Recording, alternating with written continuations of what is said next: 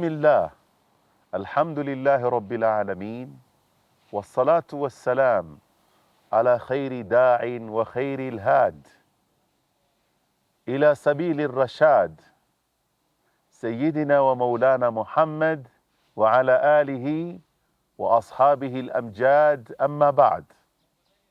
Karibu tena katika kipindi chetu cha pili katika kipindi chako cha kufahamu ibada ya haji.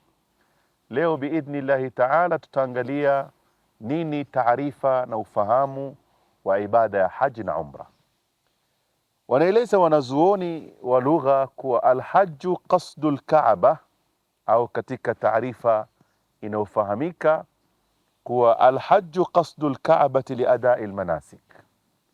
Haji maana yake ni kusudia alkaaba kwa kutekeleza almanasik. Manasik ni ibada ama mifumo maalumu ambayo yanatendeka katika ibada ya haji ama umra. Wal umratu kadhalik, na umra tafsiri yake vile vile ni hivyo hivyo kama alhaji. Wal hajju fardun ala kulli muslimin mustati'in fil umri marratan, na hija ni faradhi kwa kila Muislamu mwanamume na mwanamke mwenye uwezo katika umri au katika maisha yake mara moja. Kadhalika al-umra, na hivyo ndivyo ilivyo umra.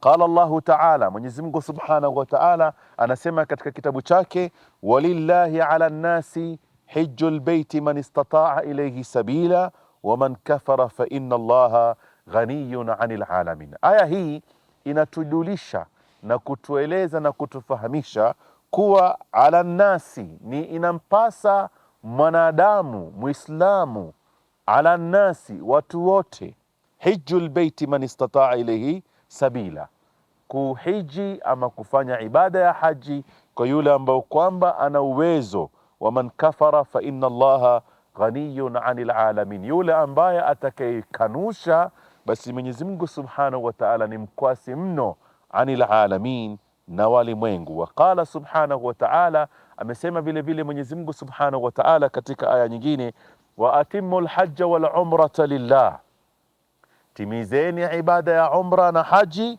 lillahi ta'ala, kwa ajili ya Mwenyezi Mungu Subhanahu wa Ta'ala. Wa atimul hajja, timizeni ibada ya haji, wal umra, na umra vile vile lillah, kwa ajili ya Mwenyezi Mungu Subhanahu wa Ta'ala.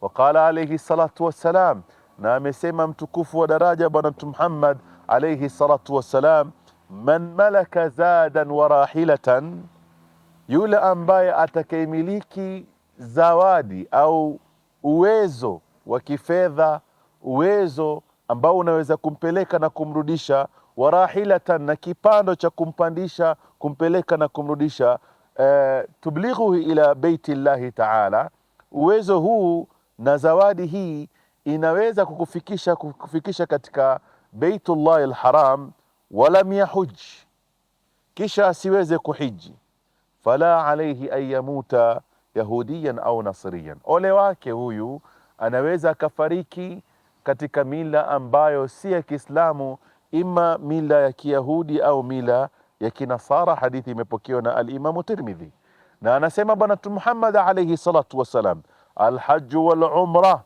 faridatan, hija na umra ni faradhi mbili, la yadhuruka bi ayyihima badat, haikudhuru wewe ni ipi katika hizi mbili wewe utaanza. Je, utaanza na ibada ya haji au utaanza na ibada ya umra? Wewe mwenyewe ni khiari yako, na imepokewa na al-Imamu al-Hakim katika hadithi zake.